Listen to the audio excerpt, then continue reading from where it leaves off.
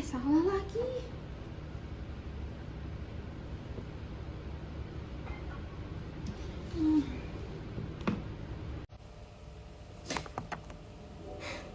Hai teman-teman, kira-kira teman-teman tahu nggak sih kenapa hal tersebut bisa terjadi kepada perawat yang ada di video tadi? Nah teman-teman, penyebab besar kenapa perawat tersebut terlihat ngantuk dan tidak bisa berkonsentrasi adalah karena dia kekurangan tidur dan kelelahan. Mungkin dia kelelahan karena kebanyakan bekerja atau kebanyakan tugas dan segala macam.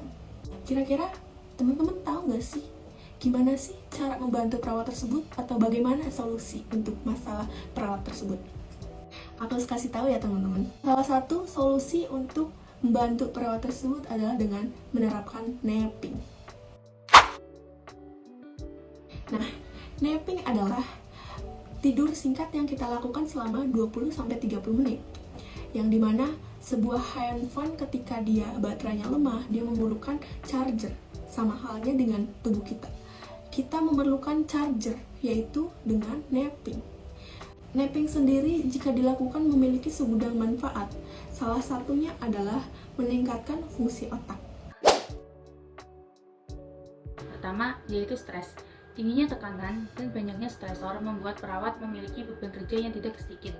Beban kerja tersebut seringkali mengakibatkan kecemasan dan stres. Kecemasan dan stres tentang masalah pribadi atau situasi tertentu dapat mengganggu kualitas napping. Stres emosional menyebabkan seseorang menjadi tegang dan seringkali mengarah frustasi apabila tidur. Stres yang berkelanjutan dapat menyebabkan kebiasaan tidur yang buruk. Kemudian yang kedua yaitu lingkungan. Lingkungan fisik tempat seseorang tidur berpengaruh penting pada kemampuan untuk tidur dan tetap tertidur. Ukuran, kekerasan, posisi tempat tidur, dan suara, semua itu mempengaruhi kualitas tidur. Kebisingan merupakan suara atau bunyi yang mengganggu tidur. Bising bisa menyebabkan berbagai gangguan seperti gangguan biologis dan gangguan psikologis. Bising dengan intensitas yang tinggi bisa menyebabkan pusing atau sakit kepala. Kemudian yang ketiga yaitu kerja shift. Perawat bekerja dengan shift yang berubah-ubah. Individu yang bekerja bergantian atau shift mempunyai kesulitan untuk menyesuaikan perubahan jadwal tidur. Gangguan tidur adalah masalah yang berkaitan erat dengan perubahan jadwal atau shift. Selain itu, bisa menyebabkan kelelahan dan konflik personal. Kesulitan untuk mempertahankan kesadaran atau menahan rasa kantuk bisa menyebabkan penurunan kinerja. Kemudian yang keempat yaitu kegiatan fisik. Seseorang yang kelelahan lebih mudah untuk terlelap. Akan tetapi, menurut Potter dan Perry 2005, kelelahan yang berlebihan yang dihasilkan dari kerja yang meletihkan atau penuh tekanan justru membuat sulit tidur. Kemudian yang kelima yaitu diet. Kafein dan alkohol yang dikonsumsi di malam hari memiliki efek produksi insomnia, sehingga dengan mengurangi atau menghindari zat tersebut merupakan strategi penting yang digunakan untuk meningkatkan kualitas tidur. Pola tidur dipengaruhi karena kehilangan atau peningkatan berat badan. Ketika berat badan seseorang bertambah, maka periode tidur menjadi lebih panjang dengan lebih sedikit interupsi atau gangguan. Sedangkan kehilangan berat badan menyebabkan tidur pendek dan terputus-putus. Gangguan tidur tertentu dapat dihasilkan dari diet semi puasa atau semi starvation yang populer di masyarakat yang sadar berat badan. Jika seorang perawat tidak melakukan napping, akan beresiko menimbulkan dampak negatif, di antaranya 1. Perawat akan menjadi lebih mudah marah. Seorang perawat yang mudah marah karena kelelahan akan menimbulkan rasa enggan untuk berinteraksi dengan orang lain seperti pasien, dokter, maupun sama perawat. Yang kedua, perawat akan mengalami kelelahan berlebih. Perawat yang mengalami kelelahan yang hebat berpotensi 70% terlibat dalam kecelakaan atau insiden keselamatan pasien. Yang ketiga, penurunan kinerja. Perawat yang mengalami kelelahan fisik atau mental rentan melakukan kesalahan mengerjakan prosedur atau tindakan perawatan. Resiko ini berbanding lurus dengan kualitas perawatan terhadap pasien yang dapat terganggu.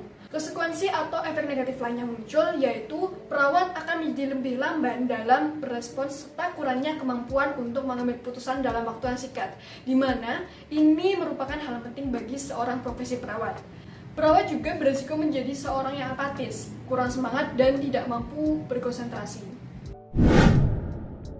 Manfaat dari napping sendiri yaitu yang pertama, membuat tubuh terasa lebih segar dan bertenaga. Yang kedua, memperbaiki suasana hati menjadi lebih baik. Yang ketiga, membuat rileks serta mengurangi rasa stres dan lelah. Yang keempat, ampuh meningkatkan daya ingat.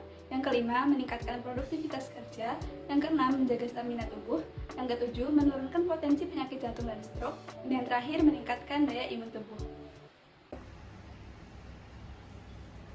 Nurse Alia, Nurse Alia, sepertinya kamu kelelahan ya? Iya, ini aku kelelahan. Silahkan napping dulu ya, saya gantikan. Oke, boleh. Carilah tempat yang tidak berisik untuk mengurangi kebisingan saat kamu tidur. Lalu pilihlah ruangan yang gelap untuk mempermudah kamu terlelap tidur.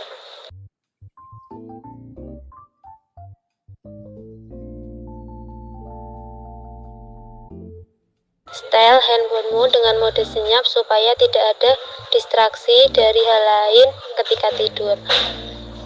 Jangan lupa pasang alarm dengan durasi tidur 20-30 menit supaya kamu tidak kebablasan tidur.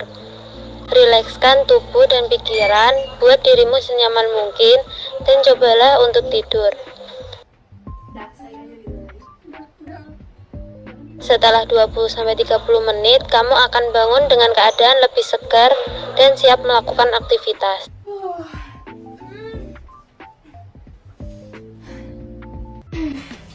Sekarang teman-teman udah tahu kan apa itu napping, manfaat napping, bagaimana cara menerapkan napping. Nah, kalau teman-teman sudah tahu itu semua, yuk kita lakukan atau kita terapkan napping dalam kehidupan kita sehari-hari.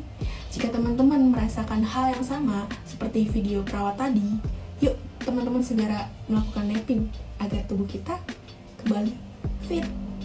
Oke, sekian dari saya, sekian dari kelompok kami. Kurang lebihnya mohon maaf. Wassalamualaikum warahmatullahi wabarakatuh. Dadah, see you next time. Bonita, bonita, bonita, bonita.